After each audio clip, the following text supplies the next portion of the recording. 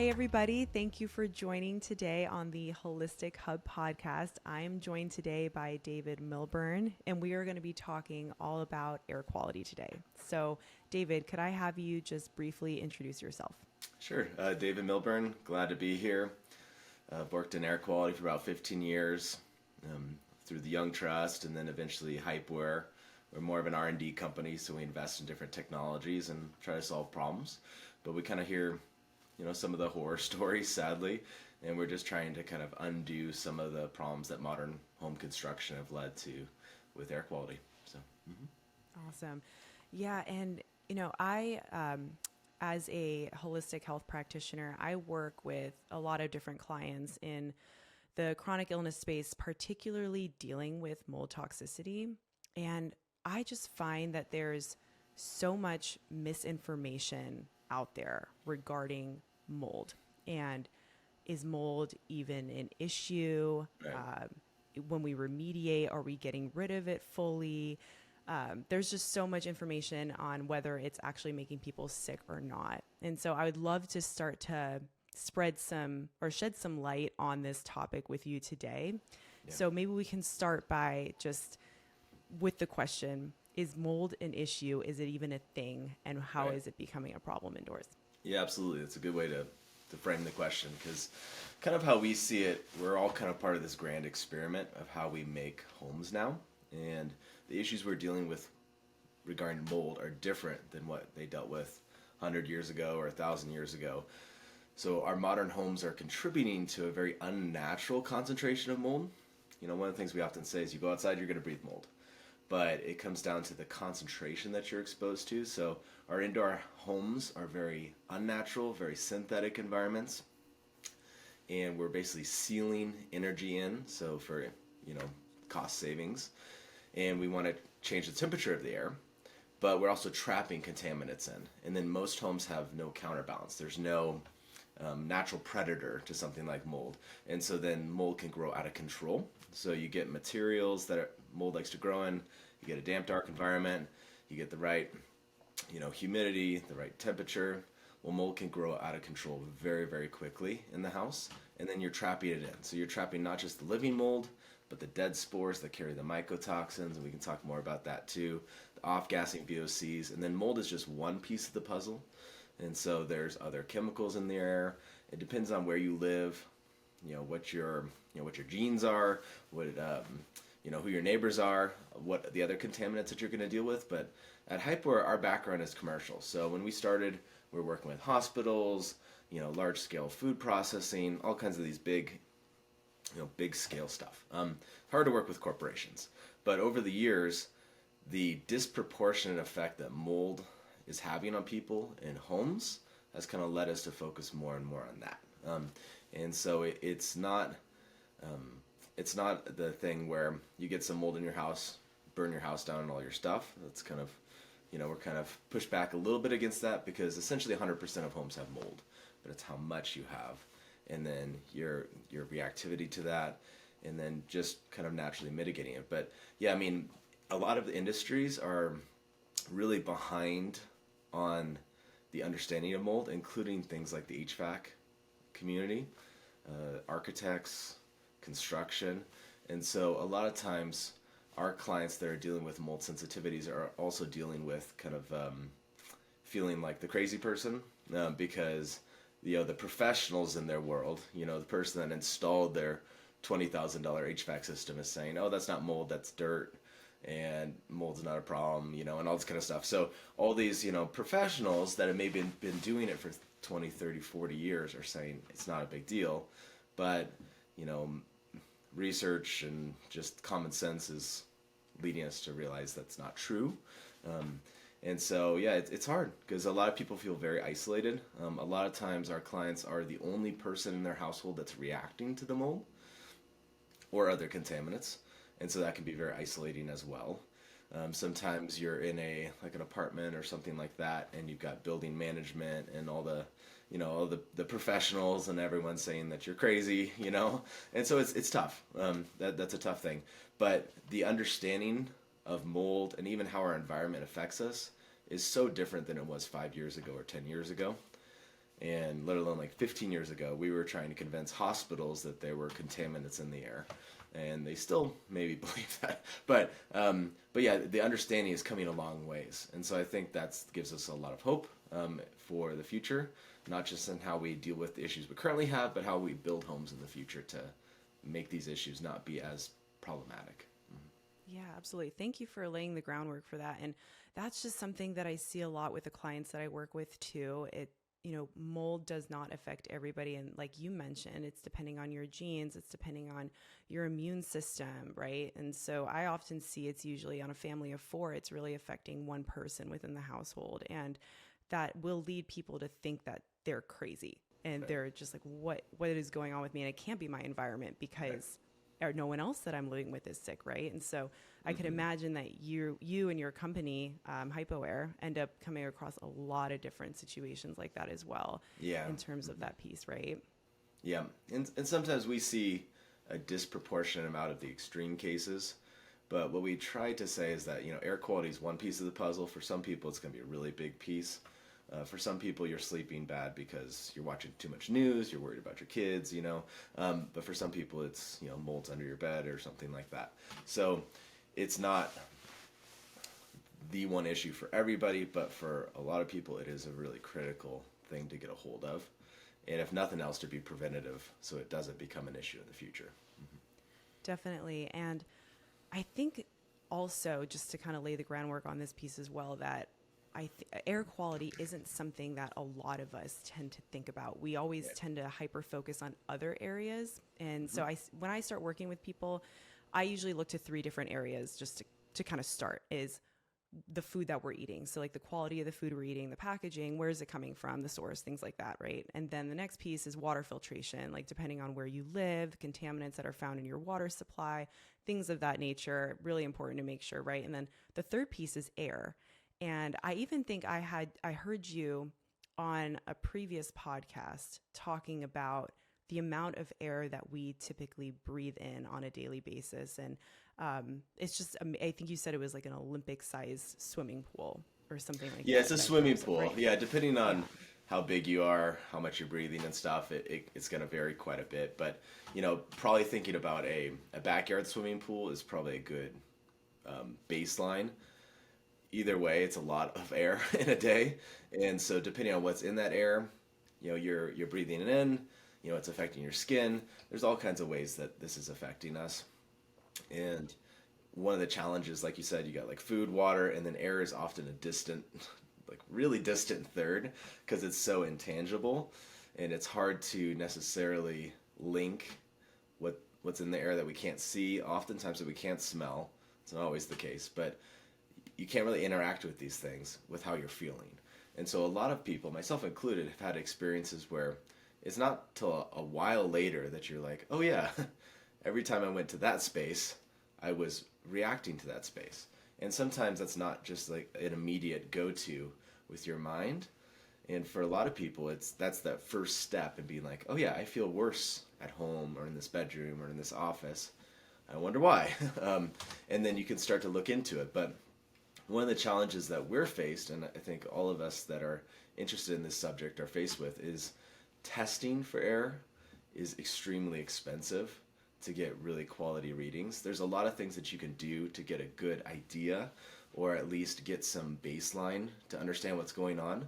But we have commercial clients that are globally recognized names, in aerospace or whatnot. They've spent $15,000 internally on one room and not found a single chemical that they were looking for, but that they knew that was affecting that air. So some contaminants can get very difficult to measure practically.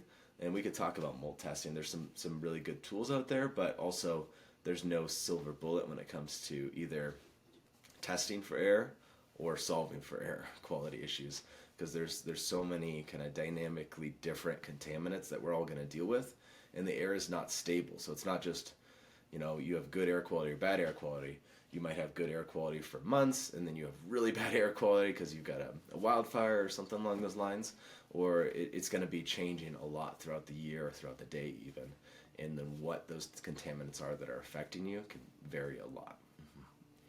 Yeah, I think that would actually be a really great place to go right now. Is one is testing, because that is something that if somebody is concerned or definitely believes that there is a mold issue that's going on in their home, what are some recommendations that you have in terms of, because there is a lot of different testing methods out there. So what would you recommend? And then I guess the second piece to that is, even aside from testing, like how does someone use their five senses, or like, smelling or sensations, whatever it is, that could lead them to think that there might be a mold issue, aside from, walking into a room and might not be feeling well? Like, are there certain signs Yeah. in, like, in the room or on the walls or things like that they can look Right. out for also? Yeah, those are really important things to consider. So, one of the things we kind of start the conversation with is, where do you live?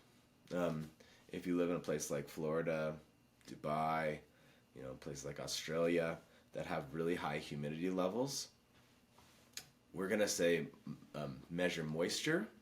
Don't really measure the mold, because if you can find the pockets of moisture, you're basically guaranteed to have mold.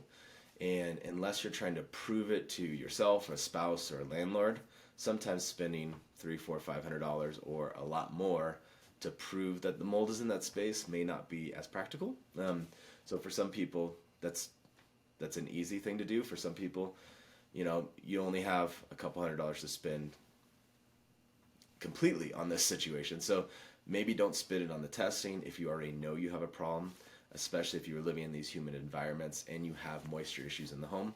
Well, maybe just focus on the mitigation.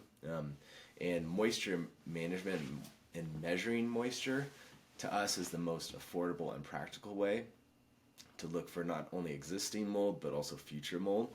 And that can start with just like a $5 humidity sensor, which is really cheap and affordable. But a lot of times it's the first step where you're realizing, okay, this bathroom where my teenager showers twice a day is constantly above, say, 60. Well, you're probably going to have an issue with mold there at some point. And so you could either spend the money on testing for it, or maybe spend the money on dehumidifying or mitigating or taking other steps to deal with that. Same with something like an attic. Some of these places you don't really think about or maybe go in or want to ever go in, but throwing a moisture meter up there to get an idea, or even like a leak detector. There's a variety of forms. So you want to try to get ahead of that moisture. When it comes to the mold testing itself, the thing that we often deal with, which also skews our perspective a little bit, is we have people coming to us often with results that seemed to be very alarming, that may not be actually a real snapshot in what they're currently breathing. And some of that comes down to lower end cost testing methods are not going to give a good idea of concentration. And even tests like ERMI or EMMA can have really high false positives. Not to say they're not a really good tool, but we often see these results that are really extreme. And so people are coming to us really panicked. And sometimes that's justified, but sometimes it's, literally the testing material that the kit came with before you took a swab was already contaminated with mold. And so even if you don't take a sample, you send it into the lab, it's already got mold on there. And so, now you go and you're swabbing behind your refrigerator or something like that, and you're seeing like a really skewed result. But something like the ERMI test was developed for a very standardized trial with affordable housing, and it's a really great tool to use. But we just see a lot of misuse of tools, and then especially on the lower end, we see those like really false positives that are leading people to come to us and be like, I feel fine, I don't notice anything, there's no moisture, but it says we're like dying because of the test. And so it's like, well, let's investigate that a little bit more. But maybe it's not quite as extreme as some of the tests are going to show you. But there's no perfect test either.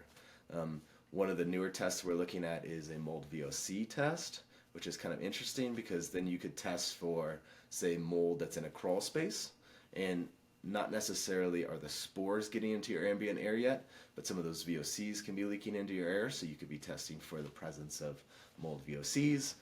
We kind of like leaning towards Gotmold, gotmold.com, I think, for airborne samples, because it's around $300 to $500, I want to say, but you're taking a sample outside to kind of get a baseline, and then you're taking a sample inside of what you're breathing.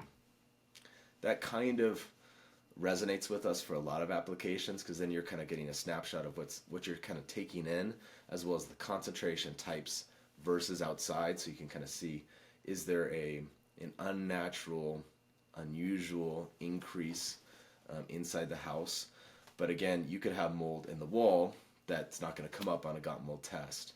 And long term, that can absolutely be affecting you. That can cost you a lot of money. But we have to give you kind of priorities. Our goal is not to live in a mold-free environment, but just to have naturally mitigated mold, because you go outside, there's going to be mold.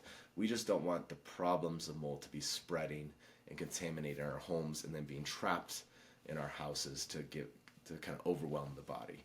But those would be a few things, but we keep coming back to moisture, because if you don't measure the moisture, and it's going to change throughout the day, throughout the year, based off of activity, based off of where it is in your house, if you don't know that, then you don't really know where the mold is going to want to grow, and you can't take the steps to mitigate it necessarily. So, this is all such great information. Thank you. So if someone gets a humidity gauge, what should they look out for? What's the level, the percentage that humidity rises to would in turn develop mold growth that mold tends to grow at? Yeah, one of the things that we look for with those humidity sensors is pockets of moisture, because depending on where you live, the indoor moisture could be really high, and you're going to have problems basically anywhere. I actually just talked to, I don't want to name names, but an international person that we're collaborating with, and she had 98% inside of her house, and then that was on a high day, and then 93% on a low day, and that is extreme. And with one leak, very quickly she had a very severe mold issue. Typically, we say anything above 60 is going to start to be a really happy place for mold to grow. We kind of like staying under 50, but depending on where you live, that may or may not be practical at all. But one of the things we want to look for is, okay, the bedroom is 40, but the bathroom is 60 or 70 or something like that. So there's a disproportionate amount in one space or one side of the house or something along those lines. Well, then you can, just through ventilation or fans, you can help distribute that and spread it out and help dry out the surfaces, so that you can help get ahead of that. Some of our clients live in ideal circumstances. They're out in this beautiful place with this home that they made, and they can open the windows, and it's great, and it's dry, and it's no problems. Then we have some clients that they live next to a train station. It's it's super moisture. It just depends on where you live. That's what's practical, and what you can what practical steps you can take to deal with it. But it kind of starts with getting an understanding of your house. A lot of times when you've lived in a home for a long time, you maybe innately know some of those things. And I actually didn't talk to your question about our own senses, but sometimes we already know some of these things if you've been in a place for a long time. But to get a sensor to really dial that down can help you then take practical steps to deal with it. But when it comes to our senses, so before I forget on that, it's been a long week, I'm sorry. Contrast is one of the things that's necessary oftentimes for our noses to really help us. Some of our clients, you're better than a dog at sniffing out problems. Some of our clients, it's incredible what people are able to smell or just kind of intuit from an environment. But oftentimes it's contrast. So if you're in an environment all the time, you've got 3 big dogs, and you don't smell anything. You go on vacation, you come back, and you're like, wow, the dogs smell a lot more than I realized.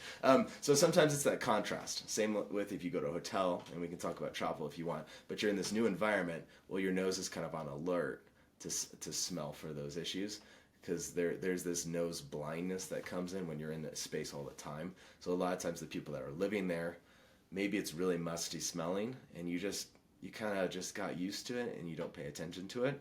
So kind of getting out of that environment, or in the case of like air purifiers, and we could talk about measuring that, it's difficult. But sometimes what we say is actually turn off the air purifiers if you're trying to get a feel for it, because then after you've cleared the air, as contaminants start to come back, then you're much more sensitive to paying attention to those smells because of that contrast. But, Thank you. Thank you for addressing all of that. And yeah, no, that's very interesting, especially going back to the humidity piece once more is just the reason I'm so interested in this piece is because I think that gets missed a lot too. I think in general, when a lot of us think of mold as being an issue, or really anything being an issue, but particularly with mold in an indoor environment, we think of, is there a leak, or was there a history of water damage, or things like that, right? And oftentimes we don't even think of, oh, well, how humid is our environment, and what is the humidity levels that's occurring within the home. And you kind of mentioned this already. It was something I wanted to ask about as a kind of a second part to that question was ventilation. So yeah, what do we do in terms of that piece? So you mentioned ventilation, directing airflow, because a lot of us also will kind of jump straight into just buying an air purifier or things like that, right? And not really addressing like, oh, okay, well, what could actually be done best to address this piece, right? So maybe we could talk about air ventilation versus air purification. yep. And I guess in some circumstances, like where you would see best fit for, we kind of already answered part of it, but where we'd see best fit for some parts of it versus others. Yeah, definitely. I think we've probably all experienced being somewhere, whether it's at house or somewhere else, where you've taken a shower, you've used the towel, and then maybe you have to take another shower at some point, and the towel is still damp. So that's part of the issue that we're getting at, is that when there's humidity, surfaces and materials aren't drying out as quickly. And so, you have a lot of humidity in the bathroom air. That could be a problem, but the real problem that we're finding is that the surfaces and materials in that bathroom are now staying damp longer, and so then the mold can kind of take root there. So that can be even something as simple as, your situation is dependent on this, but could you shower with the door open? It has more space to ventilate, to spread. You could even dry your towel somewhere else. So you don't want the surfaces staying damp. So one of the things that ventilation can do is not only spread humidity, kind of more evenly distribute it, but it can also dry out those surfaces. And so when you're blowing on a surface, it's helping, pull up the air from that. And so that's just a big benefit on its own. It's just drying out those surfaces by the airflow. Now, in a lot of homes in North America, we have central air systems, and we can talk more about that. We see the central air as being one of the biggest problems when it comes to mold and air quality, but it can also be one of the best tools to solve it. And so if you have some sort of central ventilation system, running that fan more regularly, when it comes to mold and residential applications, we see that only as a benefit, because you're spreading the humidity better. So you don't have just these pockets of dampness and damp surfaces, but then you're also getting purification, and then there's other steps that you can take as well. But at least understanding where the pockets of humidity are, then you can take some steps to do it. Sometimes it's you can't open the door while you shower, you've got a bunch of roommates, whatever. Sometimes you can. Sometimes you can dry your towel somewhere else. Sometimes you can't. So at least knowing what's going on there, then you can take steps. And that could be something as simple as running the exhaust fan for longer, or understanding that not every home is built correctly. So we see a lot of homes where there is no exhaust fan, or the exhaust fan goes up and into a wall, or it goes up and into an attic. And so kind of getting to know your structure, once you kind of measure that humidity, can help you understand, where's the humidity going? Are you literally pushing it into the wall so that mold can grow in that wall now? Or are you venting it out of the house? And then the other thing to consider is, whenever you're exhausting air, you're also pulling air from somewhere else. So if you're exhausting too much air, are you pulling air from a crawl space, a basement, from a water heater closet? But just getting to know that humidity is one of the easiest ways that we've found practically to get to know kind of the airflows in your house. And then with more ventilation, you can spread it out. And exhaust is an important part of that, but also understanding where the air is flowing. Oh, this is great. So I want to touch on the central air systems in a second, because I know we talked even off air before about how HVAC systems, this is a problem that you guys typically see a lot of issues with mold, right? So I do want to touch on that piece in a second, but I get this question asked a lot, the difference between mildew versus mold. And would you be able to address that question, just if you see that being an issue as well in terms of just overall health quality? So one of the things that we deal with is we get questions kind of similar to that. What do you do with good bacteria versus bad bacteria, or this type of mold versus that type of mold, mildew, yeast, fungi. Our approach really is that we're not wanting anything to be growing out of control.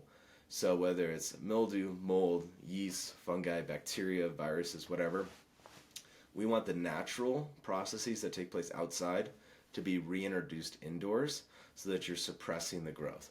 So we don't want an unnatural concentration of ozone, particulates, VOCs, bacteria, mold, none of that.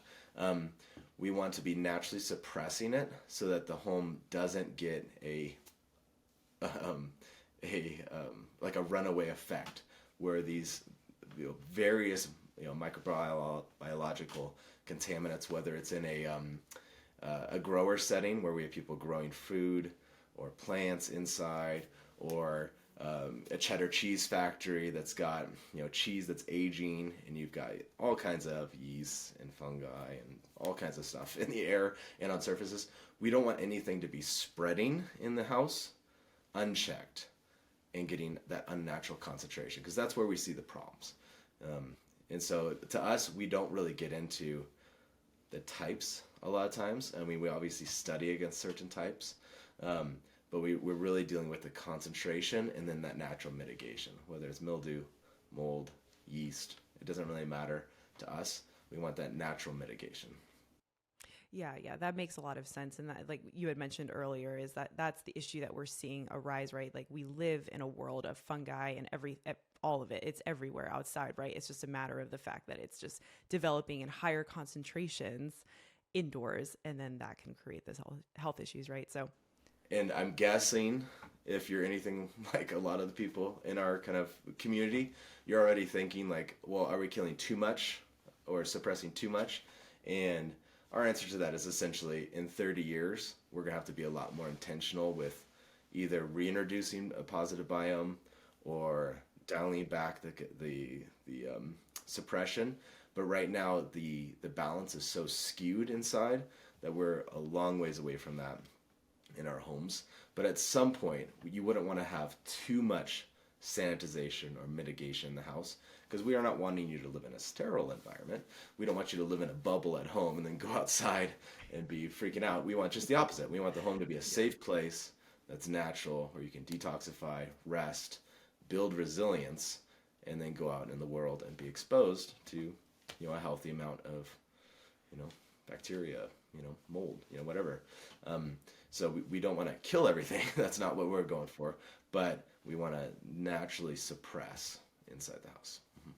I think that's a really great approach, because I think it's really just in terms of like the recent years with, levels of, viruses and all that stuff going on, right?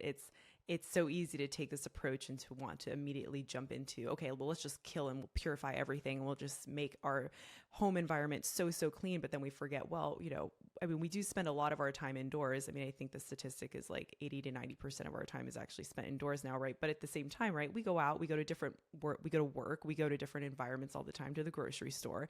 So we don't want to create a super sterile environment. And I think the approach you're taking is really understanding your environment, understanding your home environment, and then what you can do to help to mimic, like what you said, sort of more of that outdoor, like what is our natural environment like, and what can we do to make it so that way we're living in that space versus trying to just kill everything. Absolutely. Mm-hmm. Yeah. And you just remind me of a story that kind of is a counterbalance to some of what we're talking about, because it's not the same for every home. It's not the same for every situation. And one of our colleagues was able to help somebody identify that the reason she was feeling so sick was that her water heater closet had no vent. And so it was literally just toxic fumes were poisoning her. So nothing biological at all. It was just how the home was made. And yeah, there's ways that you could purify that or mitigate it, but it's better to put a vent in the water heater closet. So sometimes it's identifying the structural issues, whether it's an exhaust fan, a kitchen situation, garages, water heater closets. So sometimes it's identifying those situations and then changing the structure, if it's possible, is sometimes cheaper and more practical than trying to purify inside the house. But when it comes to the biologicals, most homes have nothing to counteract it. And a lot of times, doctors or various people, the easy answer is, okay, just go buy a really expensive HEPA for your bedroom, which is a really good thing. But the HEPA's ability to purify the air is completely dependent, essentially, on how much air it can force through that filter. There's the quality of filter, yeah, but it's really how much air you can force through it that has the contaminants in it, and then what's the noise level that you can stand. But the reality is that most people's homes are too large for most people to be able to afford sufficient HEPA purification anyways. But you get a $1,000 HEPA in the master bedroom, and you got a dirty HVAC system, that HEPA's losing. It's moving on turbo speed, probably 5 to 10% of the air as your HVAC system does. And yet it sounds like a jet engine. So most people buy them, with these, it changes the air 4 times an hour or whatever. But then they run it on quiet speed, and it changes the air once a day or something like that. But then their bathroom has a humidity issue, and mold is continuing to grow and spread on the surfaces in the bathroom, off-gas VOCs, produce spores. Those spores are producing the mycotoxins. And then the master bathroom HEPA is trying to suck all the air from that bathroom into it. It's just not practical. And that the mold issues continue to spread, and then the mold can get trapped in the HEPA and continue to grow. So HEPA is a tool, but if you have no natural suppression of biologicals, they can just continue to grow out of control. And it's just not cost effective for most homes to have hospital grade purification in every room. Right. So. Oh yeah, that makes a lot of sense. It's almost like just at my line of work too, it's like taking that root cause approach. It's like where do we need to really focus this, right? Yeah. It's, and not focus, exactly like you said too. Those filters, I mean, as great as they are and like what they can be used for in certain environments and certain, instances, like you were mentioning, right? It's just not going to be practical for a lot of people to be able to purchase and just based off the filter themselves, right? Changing the filtration can get really pricey too. So it can all just add up after a certain amount of time. Yeah, we're talking like $1,000, $5,000 a year in filter changes for some of our clients. And it's like, well, more power to you if you're able to do that. But a lot of people can't, and then you're still not getting to the root cause. So, we consider ourselves not experts at all on the human body, but we're trying to kind of address the home almost like you would a body, in that sense. So, getting into some of the root causes and understanding where the issues are and why they're there in the first place. Because when it comes back to the mold conversation, we have people that have torn out huge portions of their home multiple times doing complex, really expensive remediation, but then they haven't changed the environment at all. And so the mold keeps coming back. And we hate to hear those stories. Because a lot of times those people don't have a lot of money to begin with, and now they've blown a ton of money on remediation, which a lot of times is a really good thing and we recommend it. But if you haven't changed the environment, why won't the mold come back? Mm-hmm. Right. No, that makes a lot of sense. And I know we keep bringing up the HVAC systems, and that would be something I'd love to touch on too, because I think that is something that, again, it's just along the lines of where can mold grow? Where do we not think about mold as a potential issue, right? And like you brought up a great one already alongside the humidity piece or like the bathroom piece, or if there's like damp towels in there and it's creating this environment where it's just making it more humid, like that's an issue, right? The other piece to it too is I think a lot of us don't think about, and I never really did for a long time, was our HVAC system. So can you talk a little bit about that and like the central air systems and how mold can grow in there and how that could also be an issue too? Absolutely. So as an aside, everyone's home's different. If you go to hypoair.com/consult, we'll have free one-on-one consultations with anybody that's interested because it does get rather complex, obviously. So the HVAC conversation may not be relevant for some people. For some people, it's going to be like the critical piece. And so that's something we do like to offer is just feel free to reach out, ask us your questions, tell us about your situation. We'll jump on the phone or email and we'll walk you through what we would recommend. But when it comes to the HVAC systems, they're relatively unique to North America when it comes to homes. We work with people around the world. And so sometimes how people cool and heat their houses could be very different depending on where you live. But these central systems that we have in North America are moving a huge amount of air, but by their nature, by their design, they're a damp, dark environment. And I would say more often than not, we find that these HVAC systems are placed inside of the home in unfinished parts of the house. So attics and crawl spaces and basements that don't have insulation, sometimes are leaky, all kinds of stuff. So not only is this kind of the lungs of your house and kind of the core of all your air is going through the system, but it's also in that crawl space that you never want to go because it's really musty and scary. So you don't go in that space. And yet that's where all your air is going through. And, these systems are supposed to be sealed, but none of them are perfectly sealed. And we have people that have new homes, like a couple months old, top of the line, and already that attic or crawl space or basement has significant black mold. And so eventually that mold or those contaminants are going to be affecting your airstream. And it's very common. But then conversely, so getting back to that HEPA conversation, $1,000 HEPA is only moving 5-10% in its maximum speed of most typical homes HVAC systems. So if you can get a hold of that, get good quality filter in there, maintain the filter, change the filter regularly, know where the filter is, and then potentially add some purification or sanitization to that, well, now you're getting such a greater benefit with significantly less cost. Because just from a ventilation standpoint, running most homes HVAC blower, the fan only setting on your thermostat, maybe takes $10 a month in electricity for 24/7 use of the fan. So a lot of times you're getting such a bigger scale of benefit from your HVAC system than thousands and thousands of dollars on plug-in purifiers that why not focus there if you have it.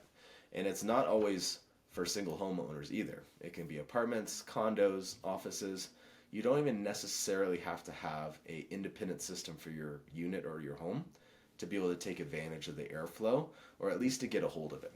Because we have situations where it's like, okay, we hear my daughter's went to college, she's in the dorm, every time the AC comes on, it smells like an old man. I don't know, is that mold? Maybe, but it's not good. You're blowing this air straight into your face. So we need to get a hold of that. We need to deal with it because you've got not just the volume of air, but the time element. Does that make sense? Because you have a very short period of time to deal with the air coming out of the vents before you breathe it. So.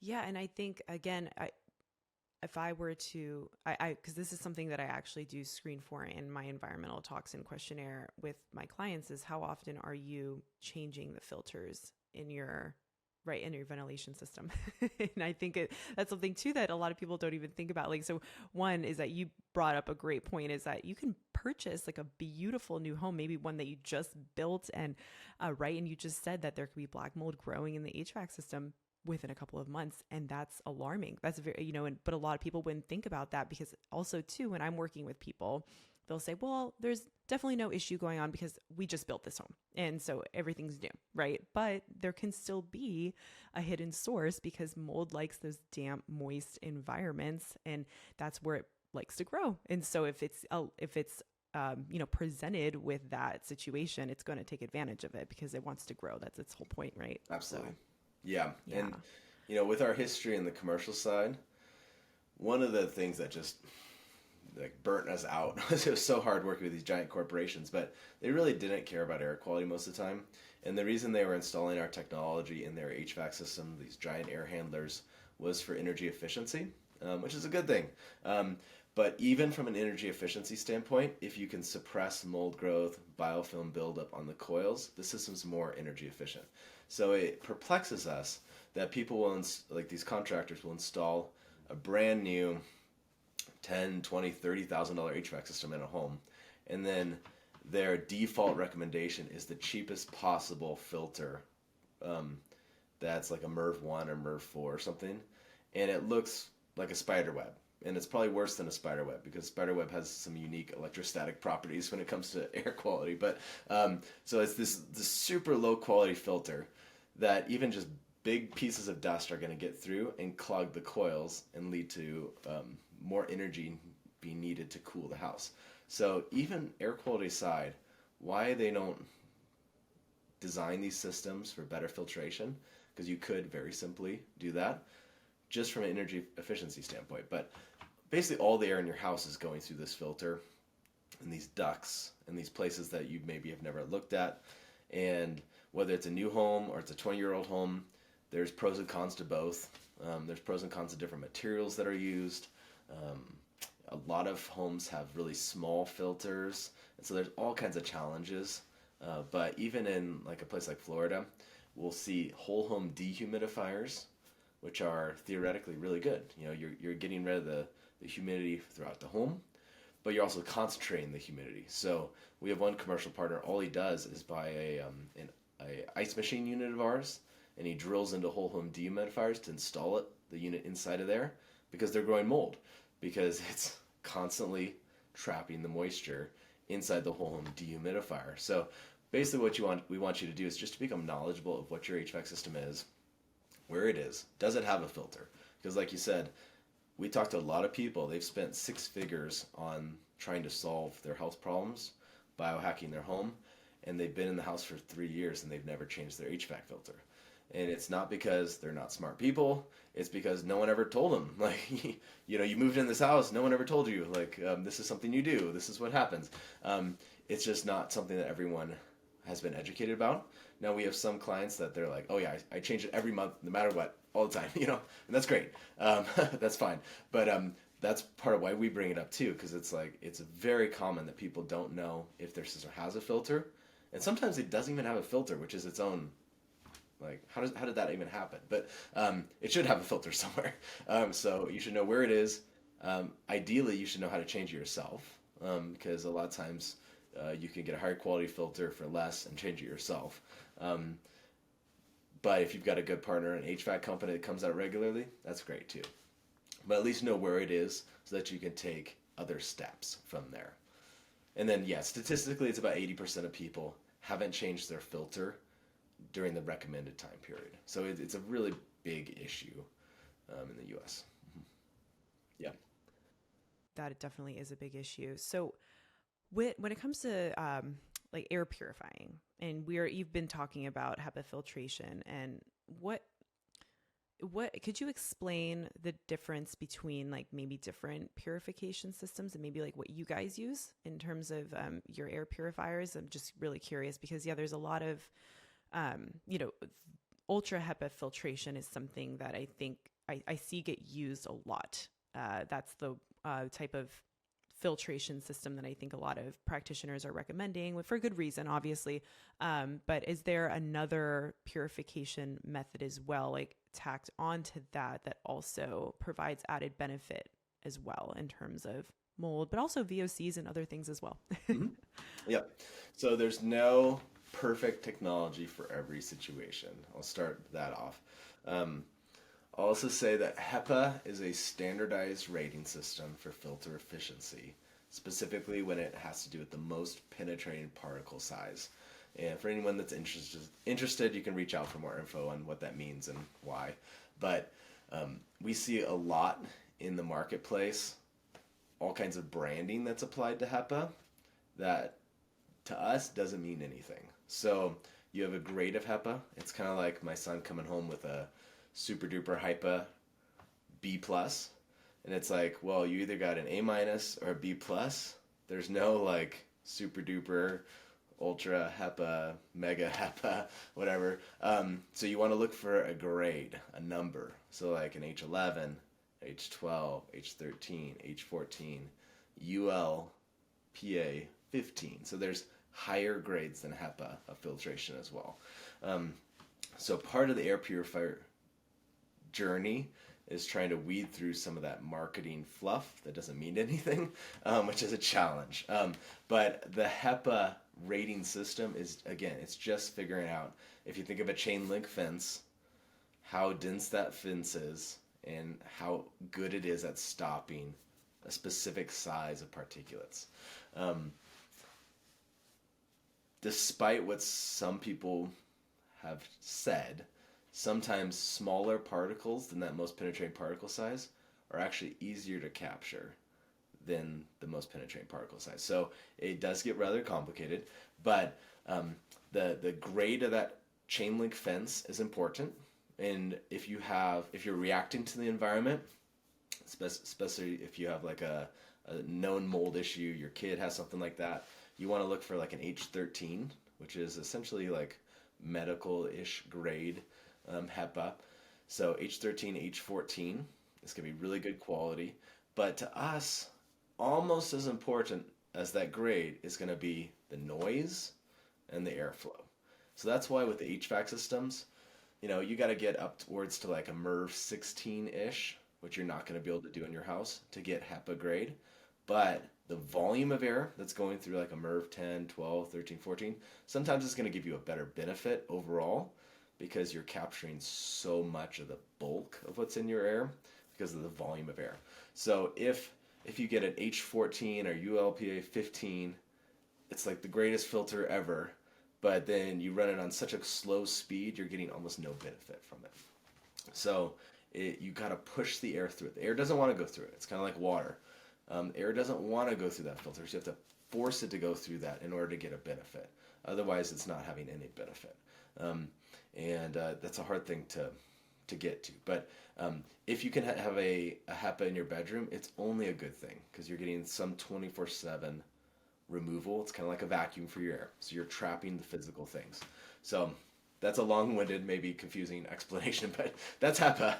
And there's lots of other standardized systems to determine what would be as a mechanical filter. So that chain link fence, whether it's HEPA or MERV, Home Depot has its own thing. They make it really confusing on purpose. So, different companies or different countries have their own rating system, but it is what it is. But so that's to trap physical particulates. So pieces of mold, dust, dog hair, whatever, that's trapping the physical pieces.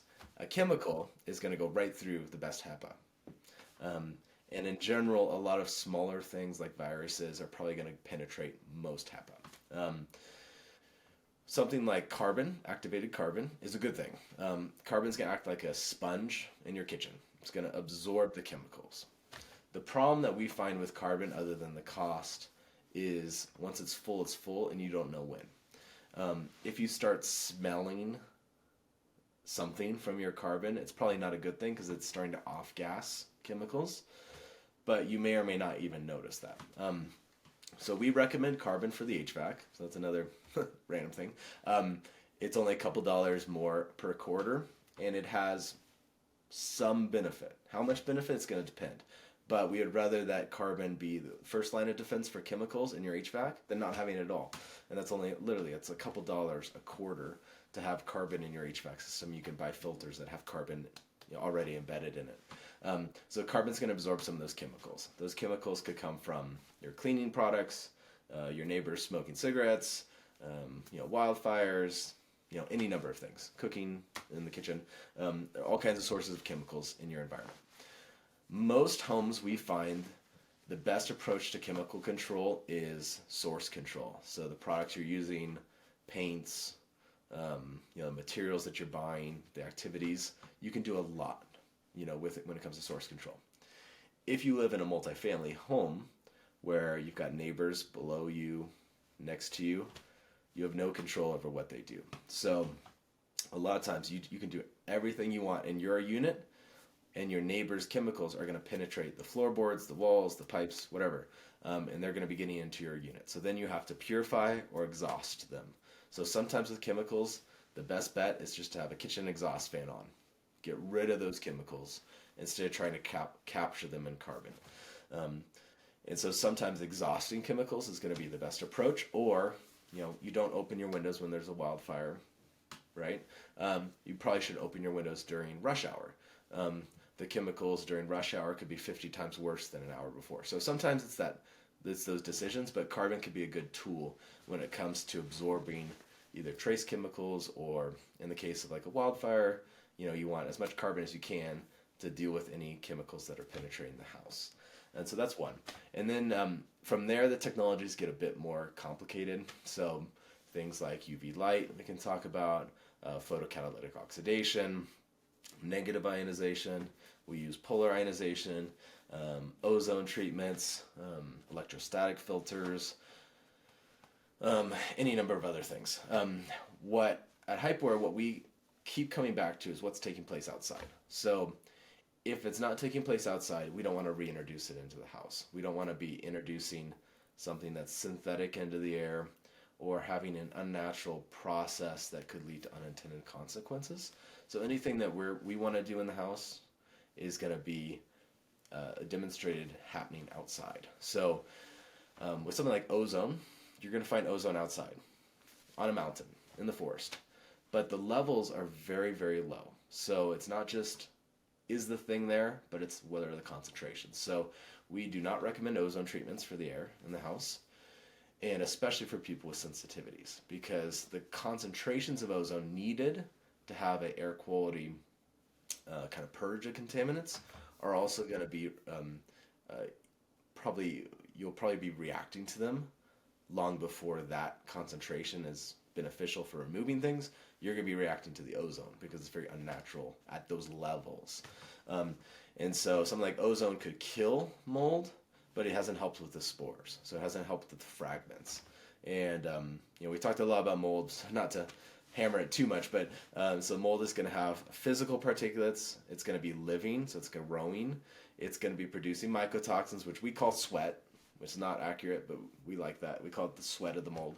And then it's going to be producing body odor, which is not accurate either, which is the mold VOCs. That just helps us and some of our clients put it into perspective. So as the mold is growing, it's sweating. A lot of that sweat is inside the spores, and those are liquid chemicals.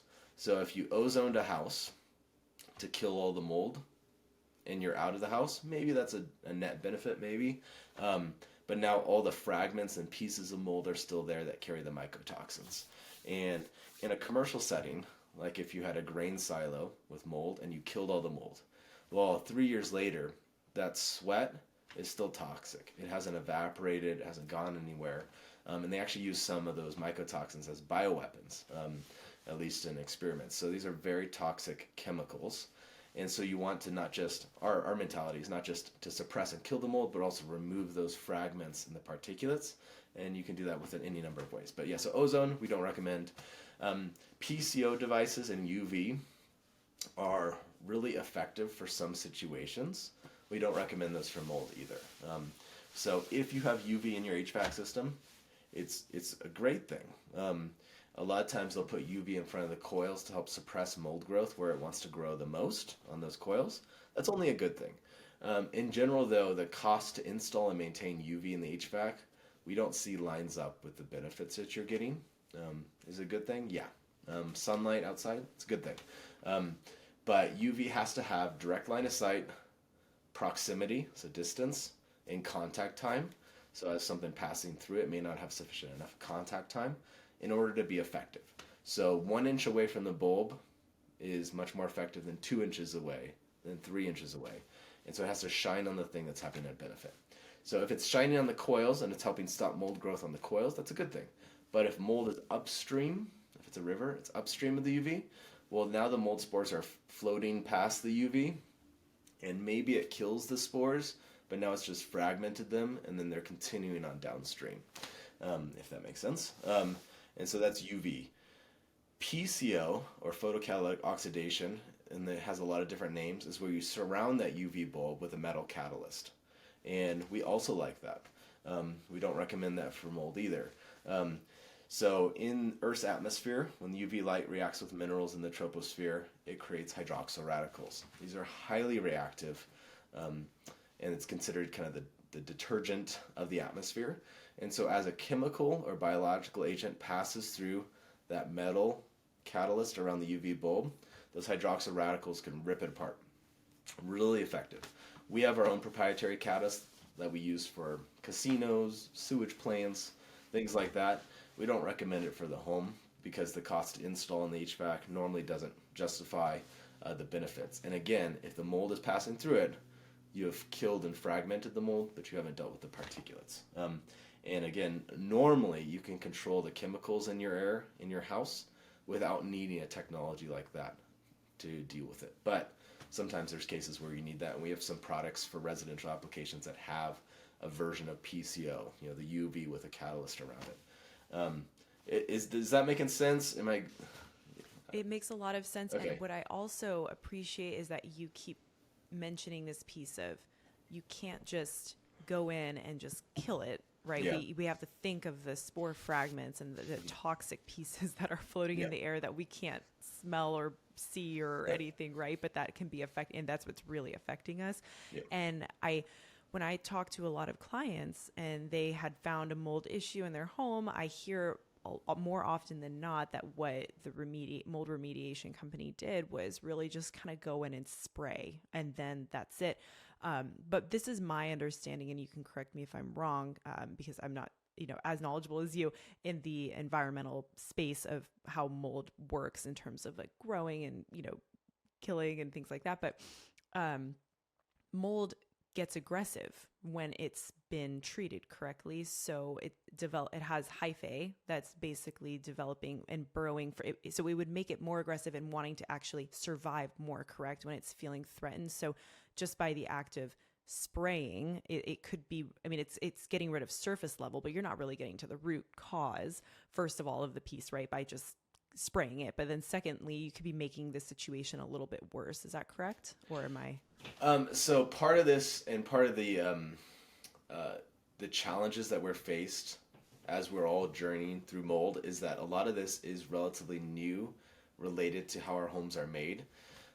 And there is a lot of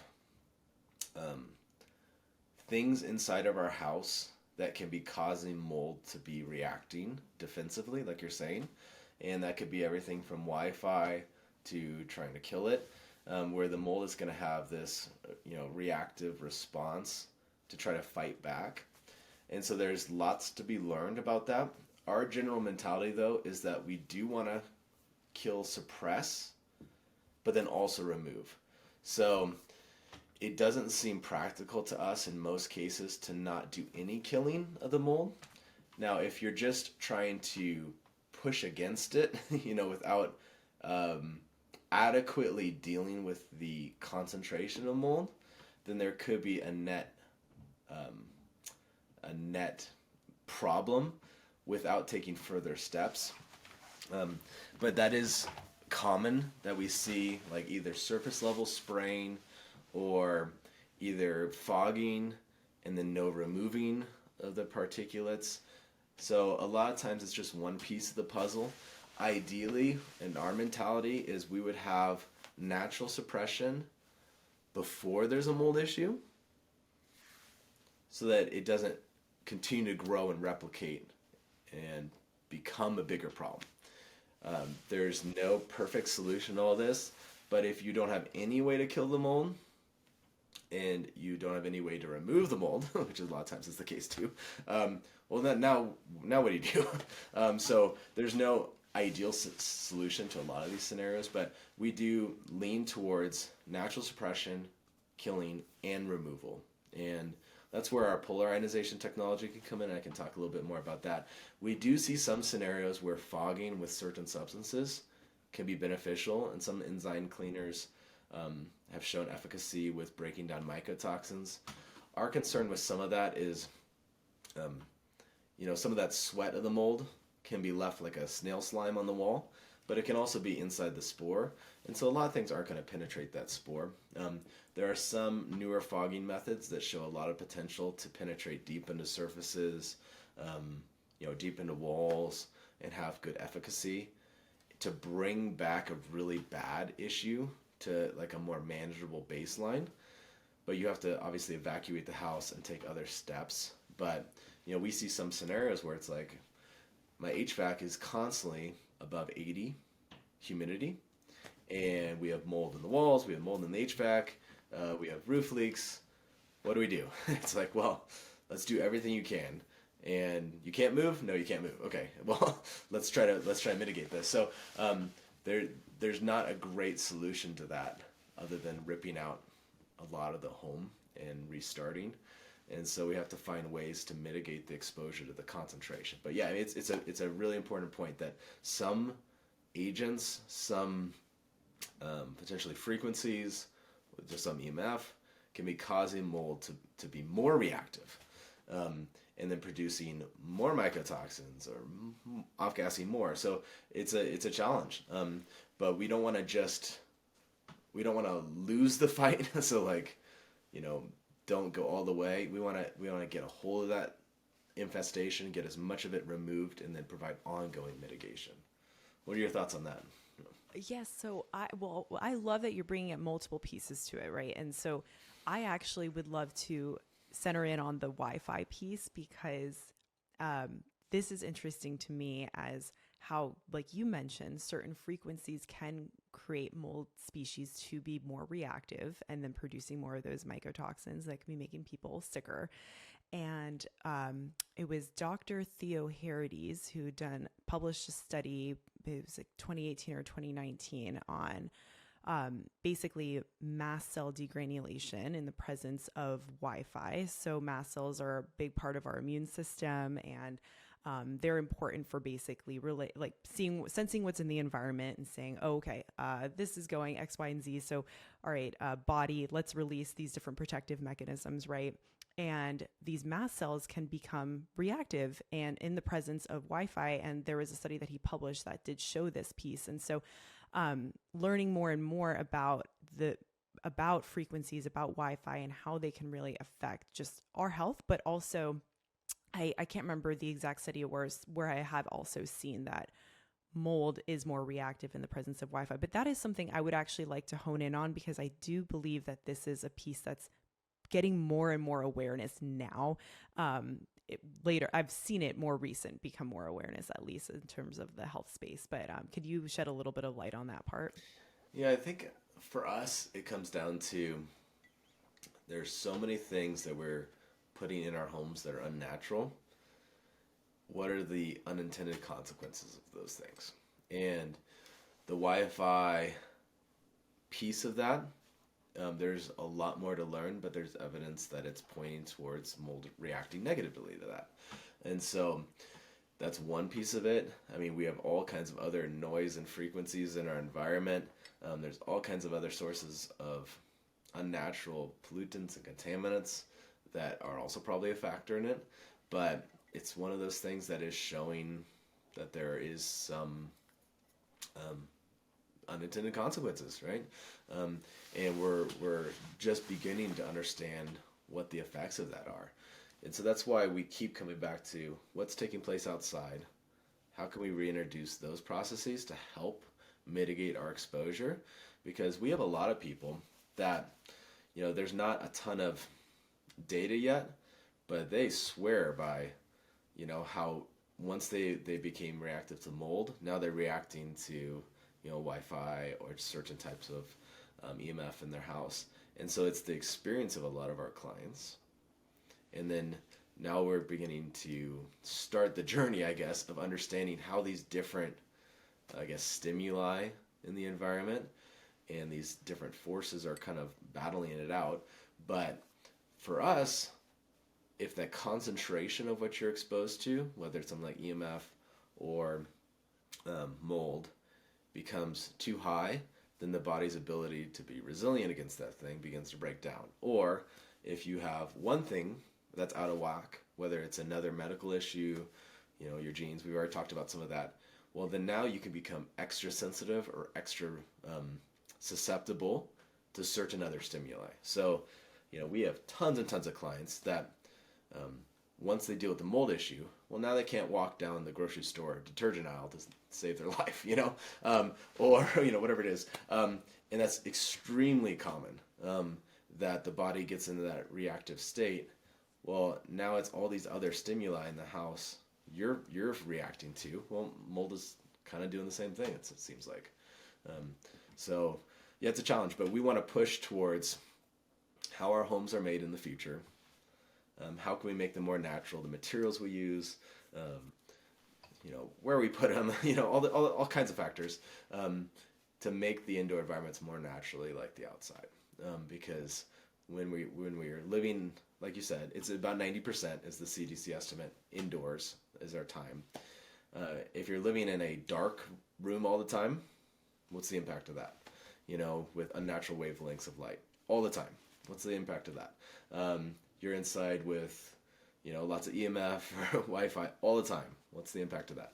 You're trapped with all these dead or living spores and all these mycotoxins. What's the impact of that? So there's all kinds of things that we're seeing that are so unnatural in the home that then leads to your exposure to very unusual, contaminants or stimuli. That the dose is the poison, I think, with a lot of this.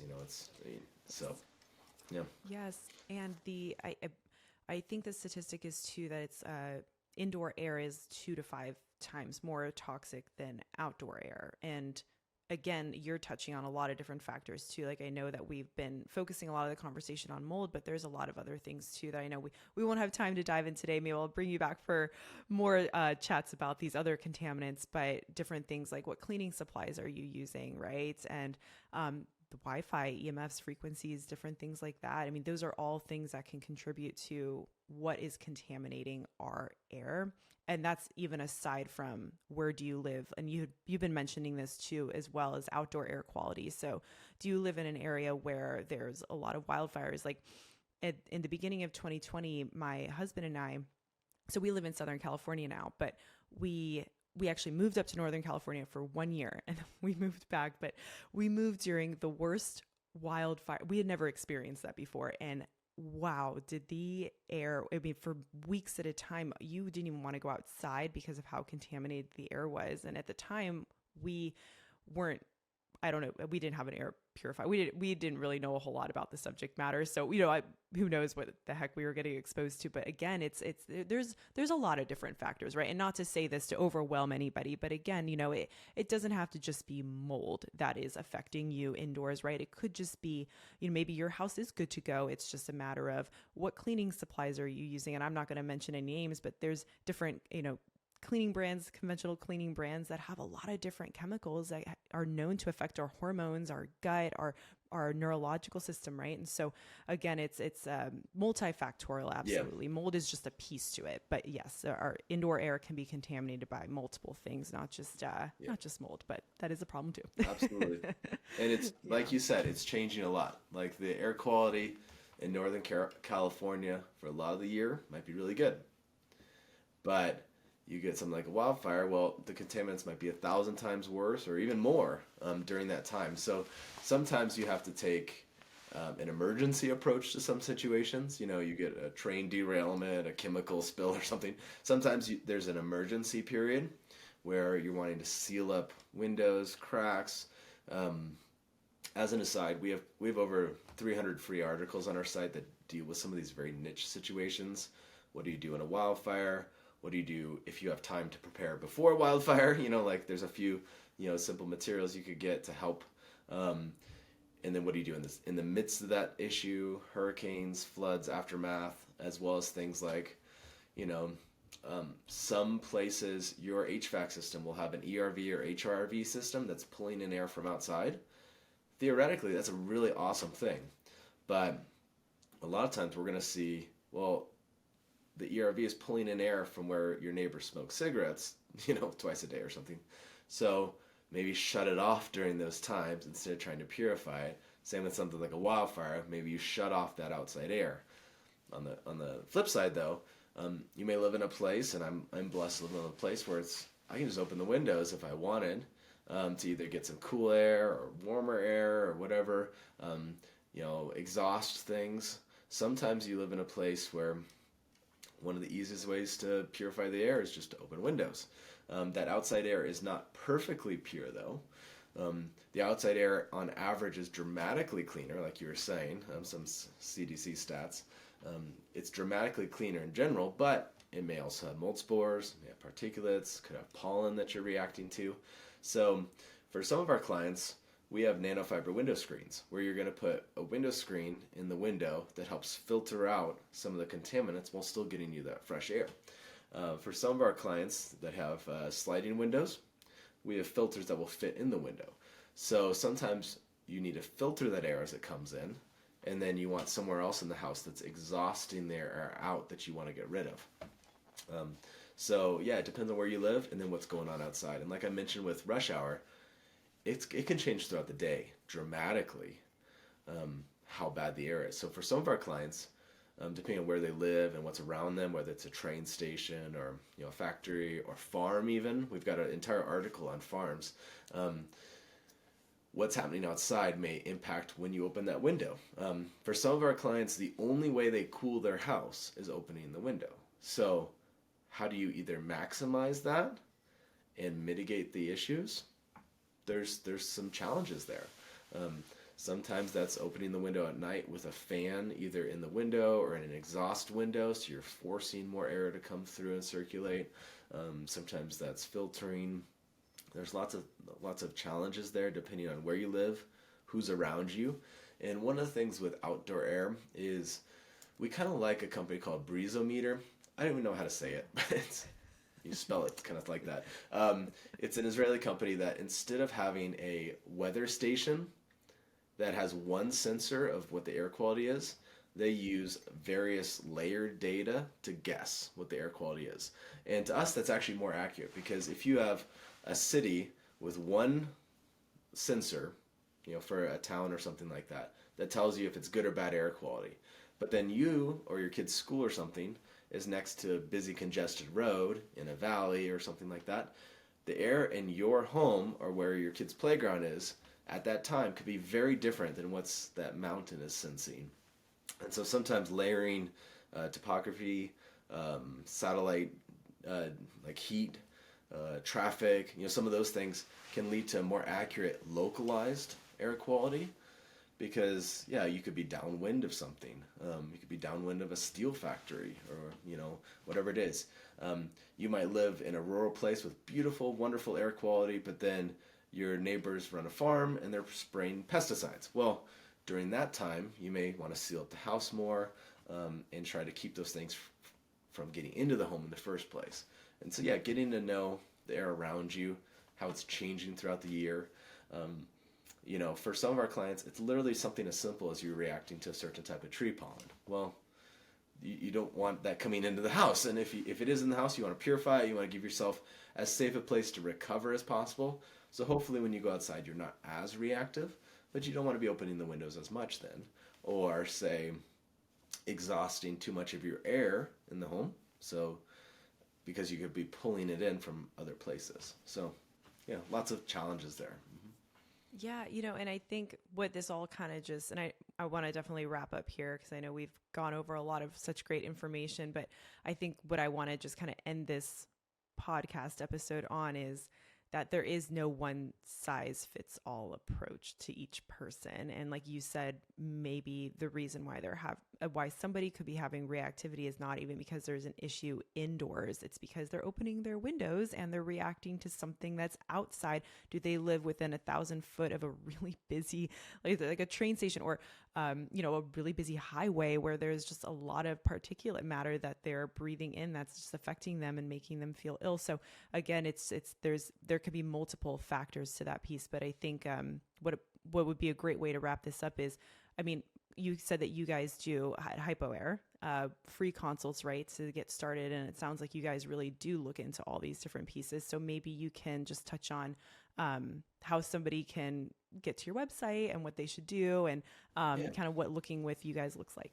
Yep, and I would say, I don't want to be a downer either. We've talked about a lot of problems, but we also see a lot of success. And I think I mentioned earlier, but we don't believe that you have to burn your house down and start over.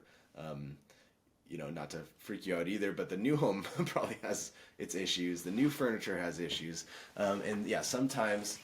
It's getting rid of your bed that has a mold issue. Absolutely. Get rid of it if you can. Sometimes it's absolutely move if you can. But a lot of times the new place, the grass is not always greener, right? But you can have success where you're at. A lot of times just educating yourself on the home and your surroundings, you can take some really practical steps that don't cost money, that can have a big impact. And we see a lot of success with our clients. So, I would say that a lot of times it's just educating yourself, and it's super confusing a lot of times. And especially if you're in the midst of an issue, you don't have time to be reading a bunch of articles and trying to navigate all these opinions and stuff. And that's tough. And it's a journey. But if we can help, feel free to reach out. HypoAir.com, you can just use a contact form. But if you go to HypoAir.com/consult, you can schedule a call. So depending on your availability and whatnot, you could email us questions. A lot of times those emails get really long and confusing if we really dive into like serious questions. So sometimes a phone call is easiest. But feel free to reach out to us. We've got tons of free resources, and whether it's now or in a few months, you can either contact the contact form and either request a call or hypoair.com/consult, and you can schedule a call. Is probably the best approach. Thank you, David, and thank you for ending the conversation on a light note, that there, with all the midst of issues that there could be from all the things we talked about, there always is an upside, and that you have seen a lot of success. And personally, in my space, I have seen a lot of success too, is once you identify the issue, right, you can fix it hopefully and get on your way to better health. So Thank you, David, for joining me today, and thanks everybody for listening.